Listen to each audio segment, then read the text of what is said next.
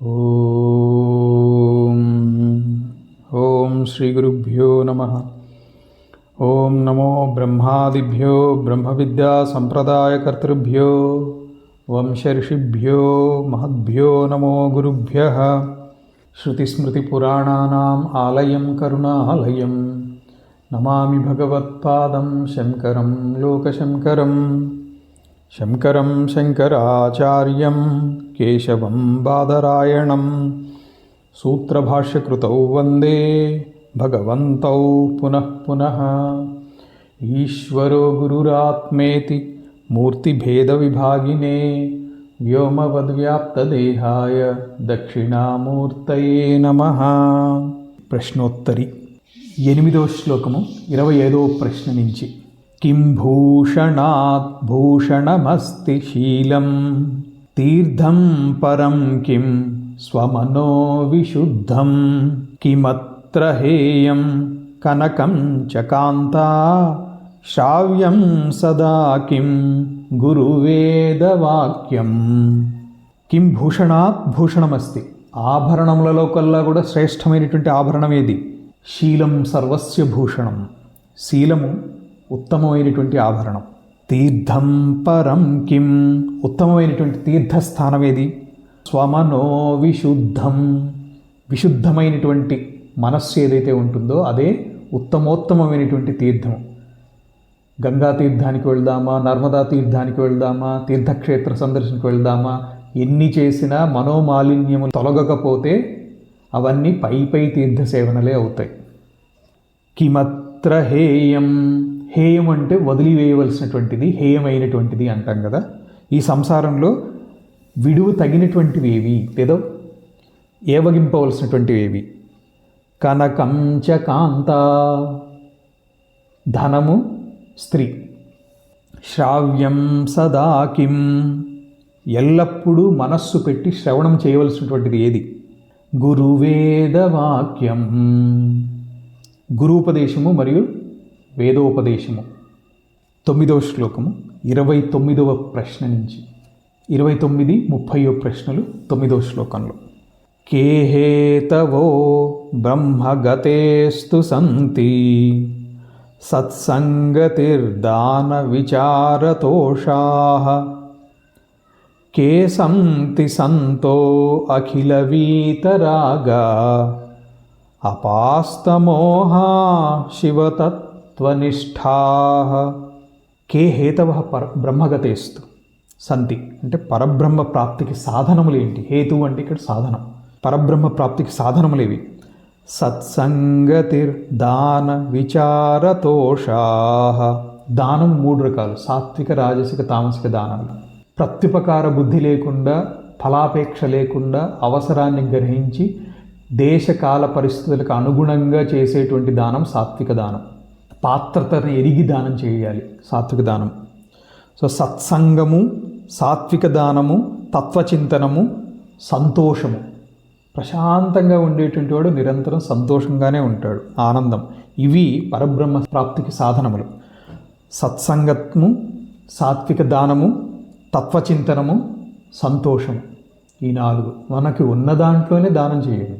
ఇంటి ముందు ఏదో ఒక జీవి వెళుతోంది, ఒక ముద్ద పెట్టగలిగితే పెట్టాలి. ఎవరో భిక్షకుడు వెళ్తున్నాడు, చేతనైతే పిలిచి ఒక ముద్ద పెడితే పెద్ద నష్టమేమీ ఉండదు. ఉన్నదంతా ఊడ్చిచ్చేమని ఎవరు అనలా. ఉన్నంతలోనే ప్రతిఫలాపేక్ష లేకుండా పరమాత్మార్పణ బుద్ధితోటి చేస్తే అది సాత్విక దానం అవుతుంది. కే సంతి సంతః, సంతః సంతులు ఎవరు? సంత సాధువులు అంటాం కదా, మహాత్ములు ఎవరు? అఖిల వీతరాగా అపాస్తమోహాః శివతత్వనిష్ఠాః. అఖండ వైరాగ్యవంతుడు, మోహము నశించినటువంటి వారు, శివతత్వమునందు లీనమైనటువంటి వారు ఎవరైతే ఉన్నారో వారు మహాత్ములు. 31 నుంచి 34వ ప్రశ్న వరకు 10వ శ్లోకం. కోవాజ్వర ప్రాణభృతాం హి చింతా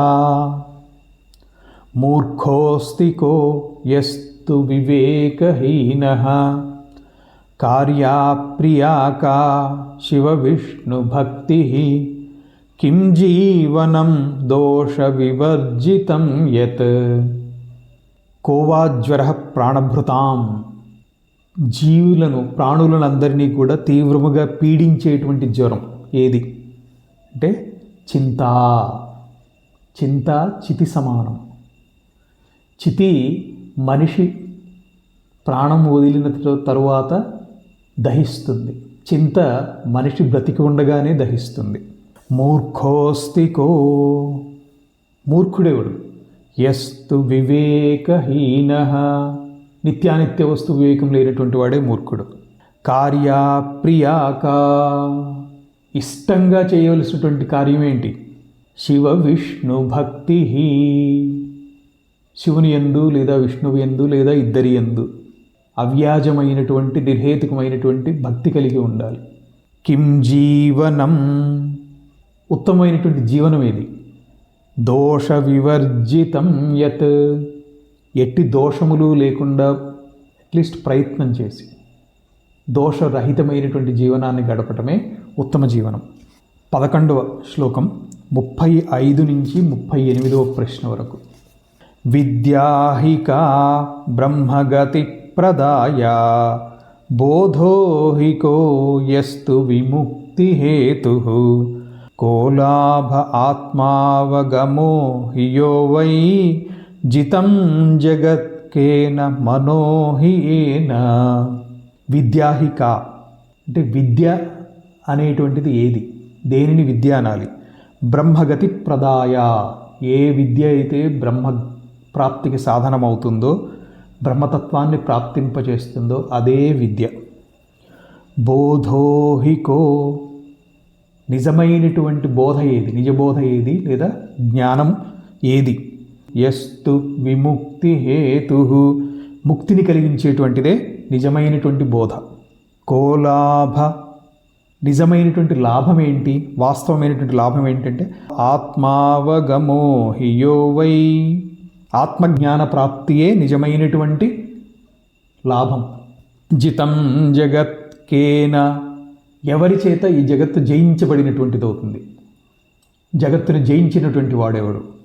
మనోహి ఏనా, అంటే ఎవరి చేత అయితే మనస్సు నిగ్రహింపబడిందో వాడు జగత్తును జయించినటువంటి వాడు అవుతాడు. 12వ శ్లోకం 39-40 ప్రశ్నలు. శూరాన్మహాశూరతమోస్తి కోవా మనోజబాణైర్వ్యధితో నయస్తు ప్రాజ్ఞోధీరశ్చ సమస్తు కోవా ప్రాప్తో నమోహం లలనాకటాక్షైః.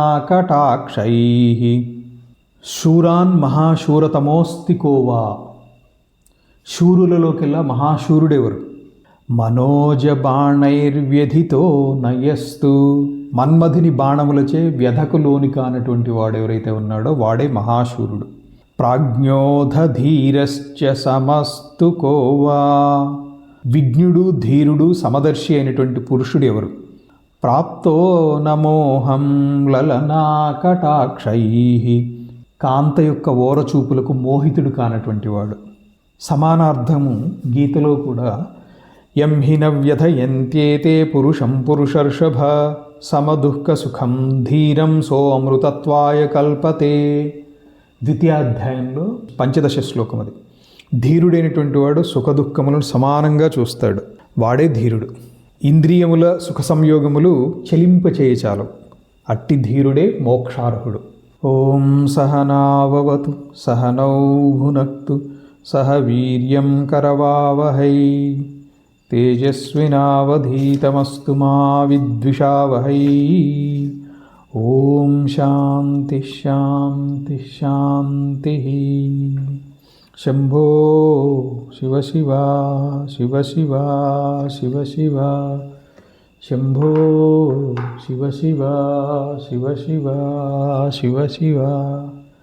శంభో శివ శివ శివ శివ శివ శివ.